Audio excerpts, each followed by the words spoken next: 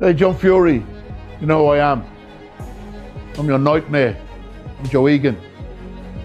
I know you're very interested in what I've got to say because I know you follow me on social media. I know you take a great interest in what I say. You're very opinionated when you're at these press conferences and these weigh-ins. You're very opinionated. You're very loud. You're very arrogant. You're very obnoxious. And I'm looking forward to the day, if the day ever comes, that you get a set of cojones and you decide, I'm going to give Joe Egan the opportunity to fight me and to earn himself a payday. So, John, I hope you grow a set of cojones and decide to fight me. I'm not saying you were the topic of the interview. We spoke a lot about... I don't know why he's being cheeky. Why is he being cheeky? Because I see him shake his hand. I thought he was a mate of Tyson. I know he's trying to drum a few quid up and make a fight for himself. But let me tell you, mate, why are you doing this being an idiot when you know Tyson could slap you? I don't think you could even beat me, pal. John, it's Joe Egan, John. Let's keep it civil, John. Let's keep it civil. John, let's keep it civil. Let's get the fight on. Phone talk. Joe Egan confronts John Fury live over his fight with Carl Froch, and he went straight for the throat. Egan called Fury out face to face, dismissed his claims, and made it crystal clear this fight is happening whether John likes it or not. He said, I want to fight John Fury because he said he's the best travel man on the planet. He's far from that, he says. He said, I don't want myself the best travel man on the planet, but I don't rate no man the bed, he says. So listen, he says, listen, this is a game, what he says. I want to fight John, he says, in the ring, he says. I don't care for what, or for when, or for how. Me and John Fury, the fight in that ring, in the story. John Fury called himself an American pit bull and called Egan and Froch a pair of Labradors. He's growling, he's chest beating, he's talking like a man who owns the street. But here's the problem, every big dog eventually has to back up his bark, and Joe Egan just showed up at the door. Videos about me day and night, him and his boyfriend, Joe Egan. I could beat them two on a bad day. I could beat the pair of them on a bad day. Look here, run like a bitch. The big Carl Froch. They talk about John Fury left, right and centre when I'm here, in the flesh, growling, ready to rock and roll. I don't give a fuck about fighting. That's my domain. And they know that. Does that disappoint you that you said it? I'm an American pit bull terrier, and what are they? What are they? Labradors. Joe Egan dropped one of the most powerful lines of this whole beef. You cannot be wrong and strong. That's not just trash talk. That's a truth that cuts deep. Fury called him fake. Fury called him a fraud. And now Fury is the one dodging the very fight he started. Egan said barn or boxing ring. He doesn't care, he's walking out either way. That kind of confidence doesn't come from nowhere. On the planet, because he called me a fake and a fraud, fake hard man. I will show him how much of a fake hard man I am. He's the one that's shying away from the fight. Carl Froch called it exactly what it is. John Fury is a bully, and every bully eventually meets someone who doesn't flinch. Froch used the headmaster analogy perfectly. You took someone's lunch money, you ran your mouth, and now the big brother is standing right in front of you. The embarrassment isn't just possible anymore.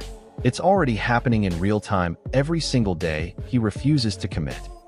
He's a thug and he's a bully. There's times in life, and I don't know if you'll agree with me or disagree with me, but there's times in life where sometimes you've got to stand up and be countered, and sometimes you've run your mouth, or you've said the wrong thing, or you've done something you regret, and you've actually got to stand and you've got to face it and front it and be a man and say, right, okay, I've done this, now I need to go and see the headmaster, or I need to go and see the kid that maybe I took his lunch money off him and the big brother wants me. I've got to take my licks now, I've got to stand and fight and defend myself. And John Fury's in a position where he's ran his mouth, he's given it the big one, you've come and fronted it and said, okay, here we go, you've taught the one, here I am, I'm here for you, I'm ready for you, you've taught the big one, now all you've got to do is step up to the mark.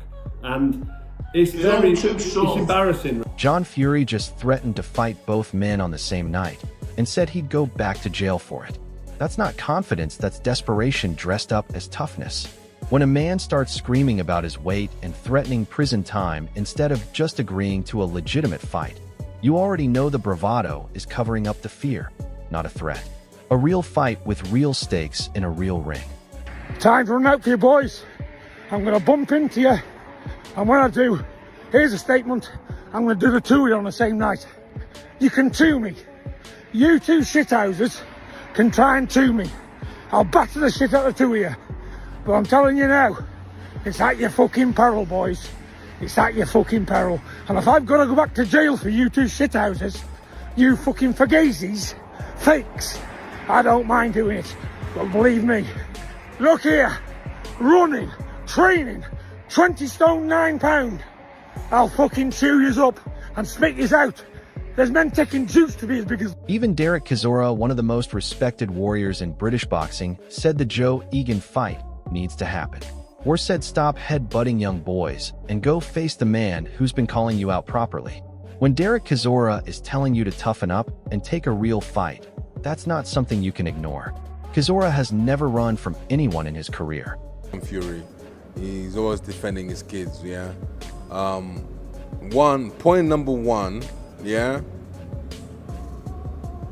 John Fury should fight that Irish guy. What's the other traveller guy who keeps calling him out in London? I forgot his, Joey Egan. That fight should happen, yeah? You know, stop going around and headbutting young boys. He should fight that guy. Eddie Hearn kept it completely real. You can threaten a wet lettuce, but you cannot threaten Carl Froch. Froch will actually do it. Hearn knows the game better than almost anyone, and when he says Froch will stick it on Fury, he means it literally. This isn't entertainment talk. This is a man who has promoted some of the biggest fights in British boxing history, telling you straight that John Fury has picked the wrong person to antagonize. The reason that I like that little bit of beef, right? One is because I'm not involved. And two, because Carl's not the kind of geezer who you can start saying, I'm going to do this and I'm going to do that. And if I see you, because you can say that to me, I'm a wet lettuce. You can't say that to Carl Froch. Duke McKenzie, with serious credentials, tried to calm the noise around this situation by calling it entertainment, but then admitted something far more important underneath all the banter. Nobody in their right mind would back against Froch in any kind of fight, and John Fury, being a 6'3" bare-knuckle force of nature, does not automatically change that uncomfortable truth for the Fury camp. Yeah, and everybody knows Froch is a tough guy, and if Froch turns up, even though he's an old man now, he's nearly as old as me. No, he's not. He's quite younger than me, actually, Carl Froch. I'm 63. Anyway, but, you know, listen, even Carl Froch, at the age that he is at, would still be enough for John Fury. Now, Adam Smith tried to play the whole situation down as entertainment, but even he admitted one important thing. When the conversation turns to an actual boxing match, Carl Froch remains the favorite.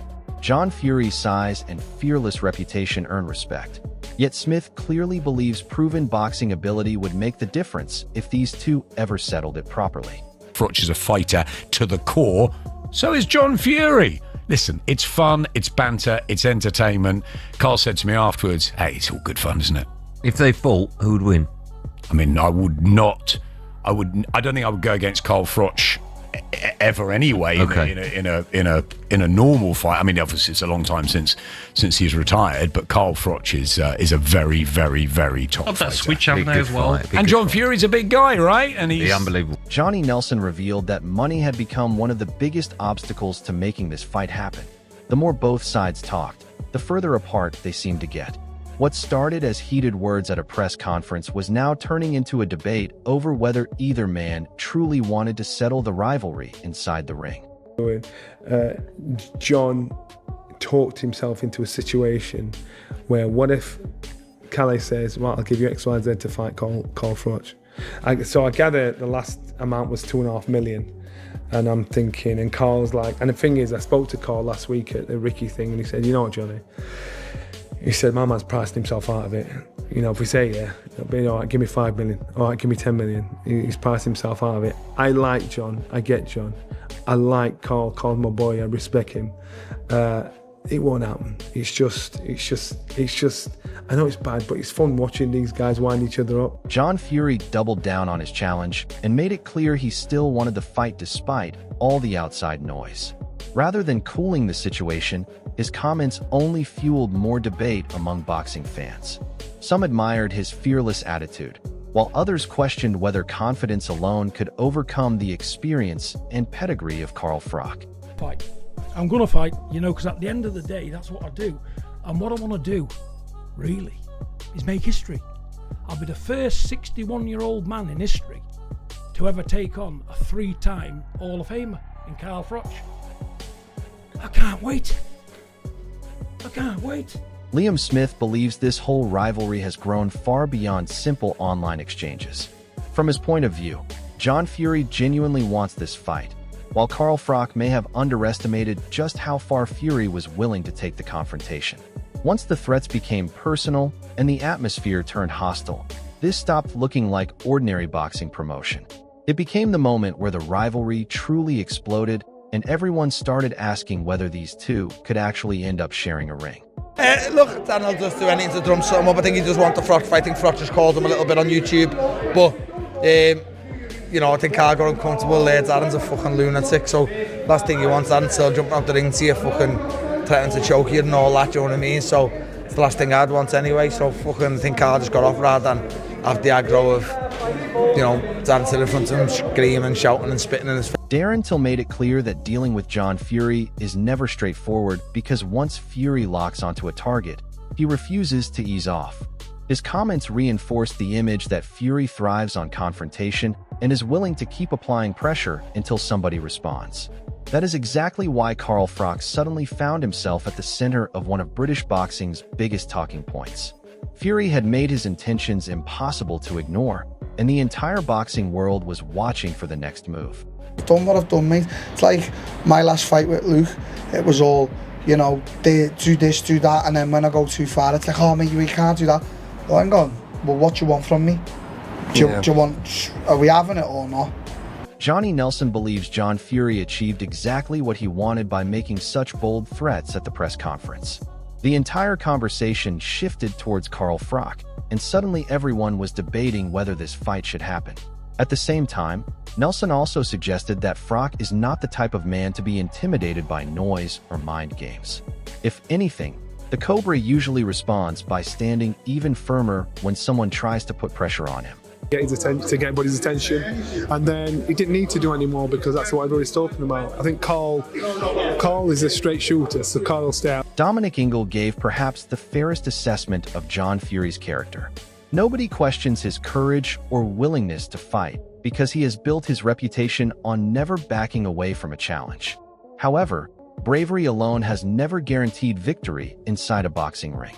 Against someone with Carl Froch's proven pedigree and years of elite experience, heart would need to be matched by genuine boxing ability, and that remains the biggest question hanging over this entire rivalry. Oh yeah, he would fight anybody, but that doesn't mean he was going to beat everybody, but he'd never turn the fight down and he would never back away. And he wouldn't even train for fights, he'd just get another. The Wade Concept believes confidence has never been John Fury's problem, but stamina could become the biggest issue if this ever turned into a real boxing contest. Press conference threats and fearless talk are one thing. Yet standing across from a former undisputed level champion for multiple rounds is a completely different challenge. Carl Froch built his reputation on relentless pressure, fitness, and durability at the highest level. If this fight ever happened, many believe Fury would have to finish the job early because allowing Froch to settle into his rhythm could quickly turn the contest against him. I love that John is just so confident in himself. He would gas inside of 2 rounds. 2 rounds, but if he even made it 2 rounds with Carl Froch, he would gas probably in the first round. He's 60 years old. I'm not saying he couldn't hobble about for 4 rounds or something, but he would be gassed inside of 2. Because the way that John runs is... Dominic Ingle did not sit on the fence when giving his opinion. He believes Carl Froch would simply be too skilled, too composed, and too experienced if these two ever settled their differences inside a boxing ring. At the same time, he acknowledged why this rivalry has captured so much attention. John Fury's fearless personality guarantees drama wherever he goes, while Froch has never been known for backing away from confrontation. That combination has created one of the most talked about fantasy fights in British boxing, with supporters on both sides convinced their man would come out on top. I think Carl Froch would flatten him, and then, if he took him down and he did this or in the street, and everybody's got their opinions, which is good. He keeps it alive. Joe Egan made it clear that reputation means very little unless you are prepared to prove it when the moment arrives. His comments reflect exactly why the boxing world cannot stop talking about Carl Froch and John Fury. One side believes Fury's toughness and intimidation would overwhelm anyone, while the other trusts Froch's elite boxing pedigree and championship experience to expose the difference between fighting spirit and world-class ability. If this clash ever became reality, it would be one of the biggest talking points British boxing has seen in years. But now the question goes to you. If John Fury and Carl Froch finally met inside the ring, who walks away victorious and why? Let us know your prediction in the comments below. Because he called me a fake and a fraud, fake hard man. I will show him how much of a fake hard man I am. He's the one that's shying away from. John Fury made one thing crystal clear during that heated press conference. He is not afraid to challenge one of Britain's most respected former world champions. But confidence alone has never won a boxing match, and Carl Froch has spent his entire career proving himself against elite opposition on the biggest stages. If this fight somehow became reality, it would be a clash between raw intimidation and proven championship pedigree. One man believes his fearless mentality is enough, while the other has already shown what he can do under the brightest lights. Now it's over to you. After everything you've seen and heard, who would win if John Fury and Carl Froch finally stepped into the ring together? Drop your prediction below, and don't forget to like, subscribe, and turn on notifications for more boxing updates.